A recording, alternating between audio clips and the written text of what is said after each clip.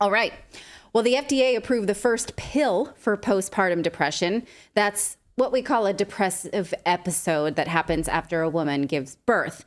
This, I'm going to say, was not properly tested, and it is said to cause suicidal behaviors and thoughts. So that is how we treat postpartum depression, with something that causes suicidal thoughts and behaviors. Oh, also, you can black out. I'm going to get to that in a second. Side effects may include, here's your pill for postpartum depression. Are you depressed? Side effects may improve intestinal bleeding and suicide. You might have suicidal thoughts or behaviors, and you may black out, and you have a newborn baby at the same time. So, okay. Now, I don't want to call postpartum depression a mental illness, even though the pharmaceutical pharmaceutical industry does in fact have a vested interest in calling this a mental illness. This is a pretty normal reaction to having a baby. You've had hormones for 2. Now you only have 1. Those hormones are still in there. They wreak havoc on your body. It is a shock to the system. A lot of women go through blues around it. Very normal. It is not a mental illness. It's not an illness on the brain. It is a normal mental discomfort. Now we're telling women it's not normal. They need a drug, or they may not be safe to take care of their baby.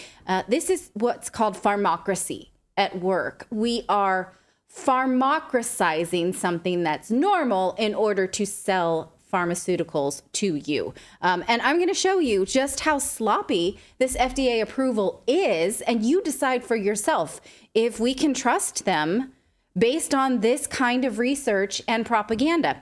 So the drug is called Zurzuvae, or Zuranolone, or Zuranolone. I'm not exactly sure. I'm saying this kind of like Italian, like it's a calzone, but maybe that's not how you say it. We'll just go with Zurzuvae. It was given fast track approval after only 2 studies that were not clinical trials. The first clinical trials were canceled during the pandemic. So a few questions here that I just sort of jotted down, and let's go through this together. Why was this given a fast track approval? What is the urgent unmet need that needs to fast track this? Why were the trials manipulated? What is the possible hazard to new mothers? And why is the media failing to ask these questions and basically presenting this to us as a commercial?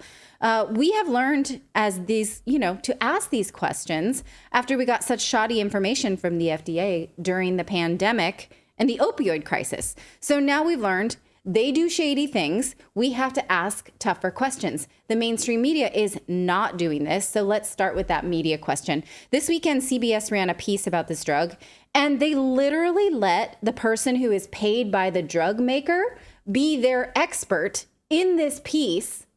Watch for yourself. This is not the baby blues. That's not the transient, normal fluctuation of hormones that can affect our mood after delivery and then go away on its own. Dr. Christina Deligianidis led the study. In the past, she has worked as a paid consultant for drug makers Sage Therapeutics and Biogen, which developed Zuranolone. Women were reporting rapid improvement in their depression as early as day 3. Patients continued to report improvement as they took the daily pill for 2 weeks and even about a month after they stopped. Zuranolone is the first drug specifically for postpartum depression that can be taken at home. Does this new medication have side effects? Feeling sleepy, sedation, and headache. That's a lie. It has more serious side effects than this. Take a look at the side effects listed on the FDA's own press release, I'm going to say, about it. Take a look. It says, so yes, drowsiness, she said, dizziness, diarrhea, fatigue, and the common cold. Also, urinary tract infection. Also, use of this drug may cause suicidal thoughts and behavior, may cause fetal harm. So if you get pregnant again, it can hurt the new baby. So you have to take a birth control pill while taking this, at least for 1 week after as well. Now, again, here it goes into this priority review and fast track application, which we're going to talk about in a second. Now, this piece goes on CBS to talk about how there was a mother who suffered from PPD and she felt terrible after giving birth. But the FDA did warn about suicidal thoughts. CBS does not even mention it in the piece, suicidal behaviors. They don't ask. They don't push. They let the doctor who worked for the drug maker be the expert.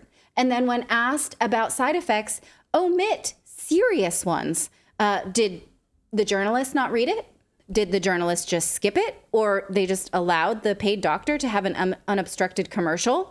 Now, about that fast track designation, why is that necessary when already there's a shot that you can take if you have PPD, which has a similar effect? So what they're excited about now is that it's just a pill. This is not an unmet need on the market. There already is a pharmaceutical. It's just you can't take it at home. You need to go in for the injection. Now, does a fast track mean that they can skip clinical trials? Well, for this drug, they already did. The FDA had said that they approved this through studies and not clinical trials. Those are not the same thing. Here's from an industry magazine that said that Sage Therapeutics, which is the company that makes this new pill, terminated their 2 long suspended phase 3 zuranolone clinical trials after talks with the FDA, led it to believe that it can seek approval without those studies.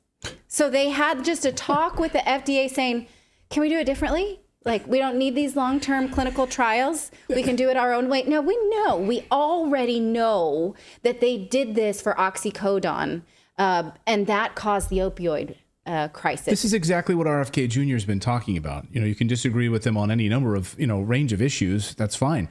But he's absolutely spot on about the safety and efficacy of these vaccines or these medications that they're rolling out without FDA approval, without stringent trials, without testing it for a long period of time. Yes. I mean, this was, of course, one of the big complaints, and a lot of people were saying when they were pushing out the COVID vaccine in such a fast track motion. Even Joe Biden himself, when asked whether or not he would take President Trump's vaccine, he said, well, no, normally it takes about 5 years before them to have the trials, go through the testing and approval process before I would take it. So he was even shitting all over Trump's vaccine even then. Right. So this is another example of a wag the dog situation where they have the trials that they've begun. They're not super happy with how they're going. So they go and have a conversation with the FDA. And the FDA says, well, if you don't do it as a full trial, but do these studies, which are short term, the only studies we have are 14-day studies on the mom and not the baby, which we're going to talk about in a second. So about those, yeah, go ahead, David, please. Well, I was going to say, and this just shows you, like, it's so obvious. There's one thing that Lisa, the pharmaceutical industry is talking to the FDA, and they're like, well, we could do those trials, we could, but that's going to cut into our profits.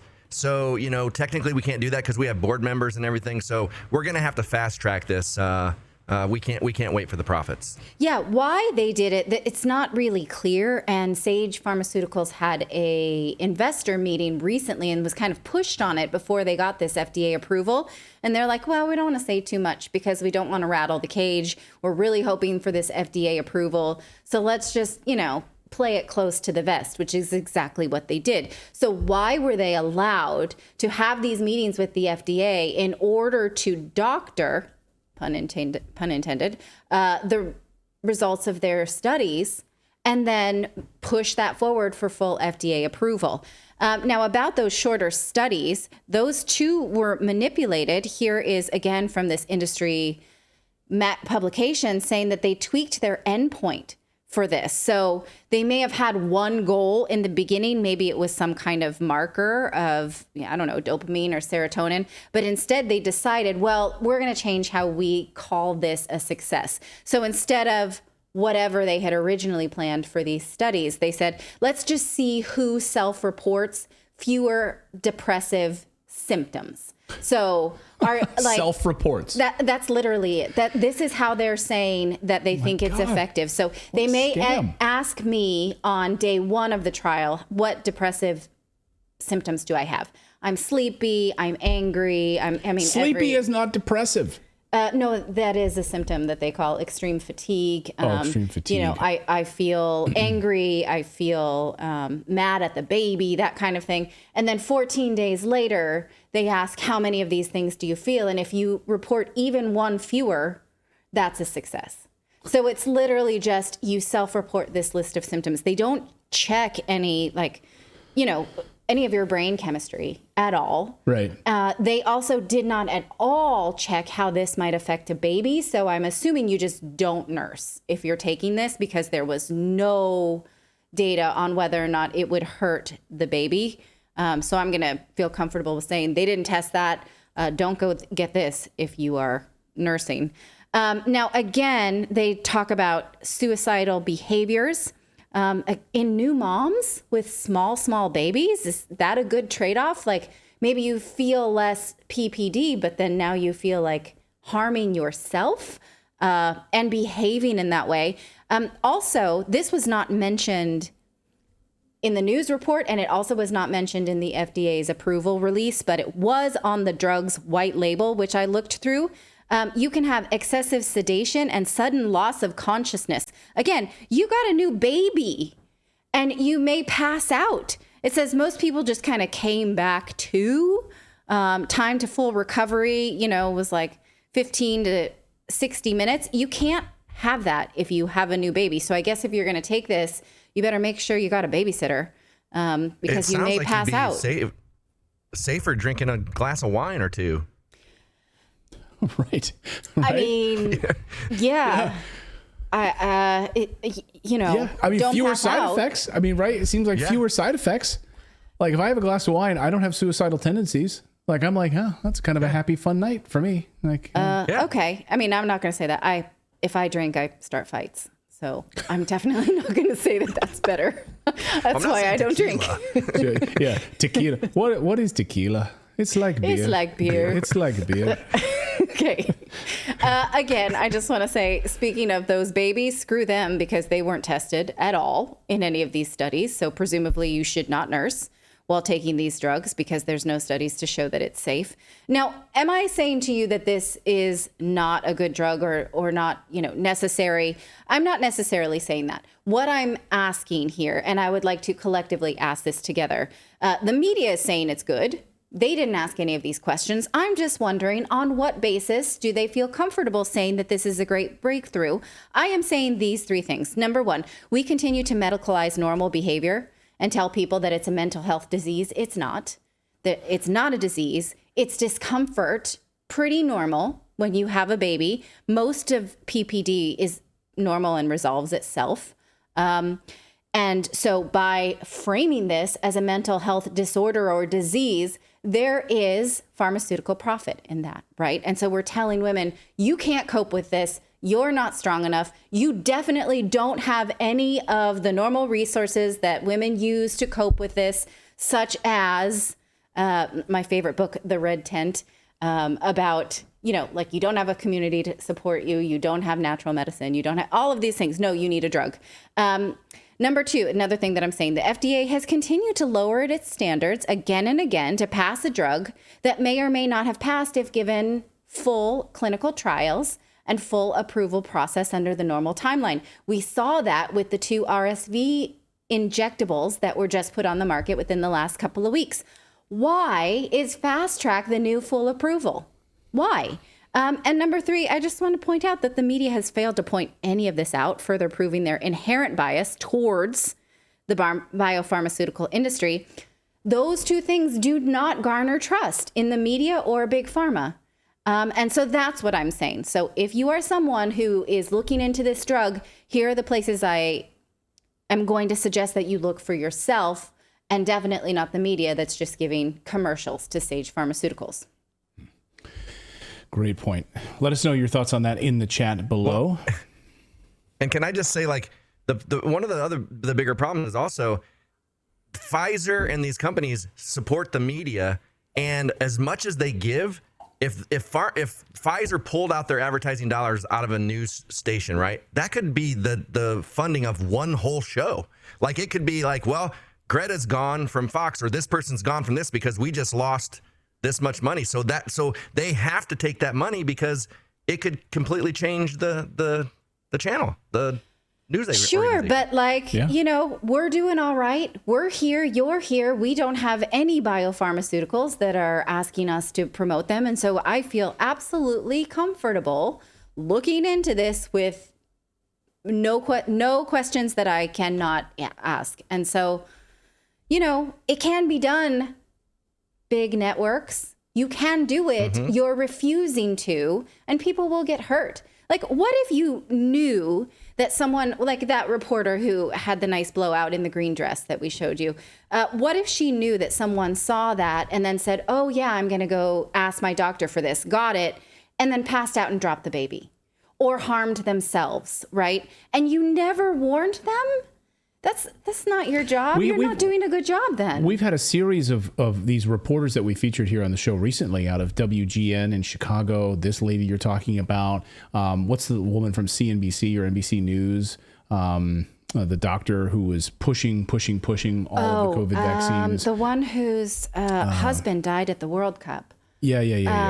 Her name is... Ren or something. I'll have it in a second. Anyway, these doctors, continue to push these things on in these like health related segments. Health Watch brought to you by Pfizer. Health Watch, whatever, brought to you. Celine Gounder is her name. Oh, okay. That's not who I was thinking of, but that's another one. Okay. That's another one of but these. But she's people. actually a doctor. But yes. Yeah. So you have them on these channels, and of course, when they do these segments, we're going to go to Health Watch now with Dr. Susan, and tell us about this.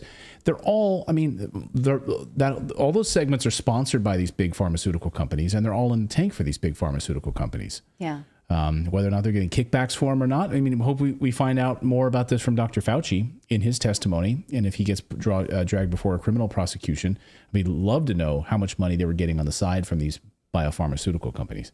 Yeah, just once I'd like to see an FDA release, and I go in and I read it and I say, oh, that sounds like a pretty bad thing. That risk reward benefit is pretty good. They did their homework there.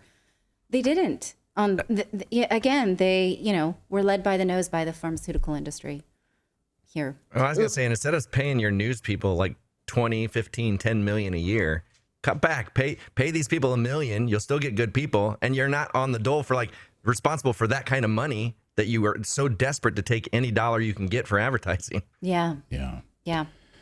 Well, we've got more news to get to here on your Monday. We're going to take you to the front lines with a special report on the use of these kamikaze drones by Russia against Ukrainian forces.